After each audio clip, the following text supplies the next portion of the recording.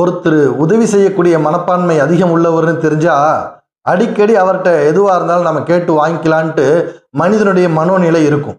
அந்த மாதிரி நபர்களை நாமளும் எத்தனையோ நம்ம வாழ்க்கையில் சந்திச்சிருப்போம்.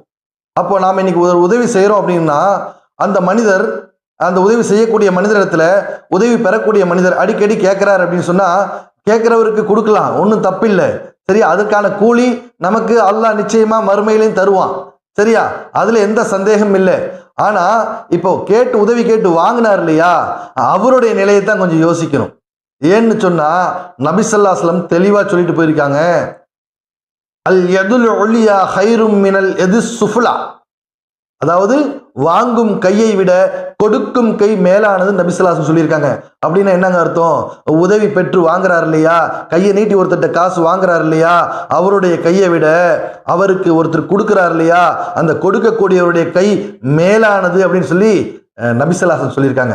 அதனால எந்த சூழ்நிலையிலும் நாம கொடுக்கிற குணத்தை மாத்திக்க தேவையில்லை. ஆனா வாங்கக்கூடிய குணம் உள்ளவங்களா இருந்தா அவங்க தான் யோசிக்கணும், நம்மளும் கொடுக்கக்கூடிய கரம் உள்ளவர்களாக, நம்மளுடைய கரங்களும் உயர்வான கரங்களாக ஆகணுங்கிறதுக்காக அவங்க வாங்கும் நிலையிலிருந்து கொடுக்கும் நிலைக்கு மாறுறதுக்கு முதல்ல தன்னுடைய மனதளவில் அவங்க மாறினா இறைவன் அவங்களுடைய வாழ்க்கையில் உள்ள சிரமங்களை நீக்கி அவர்களும் பிறருக்கு கொடுக்கக்கூடிய மக்களா ஆக்குவான்.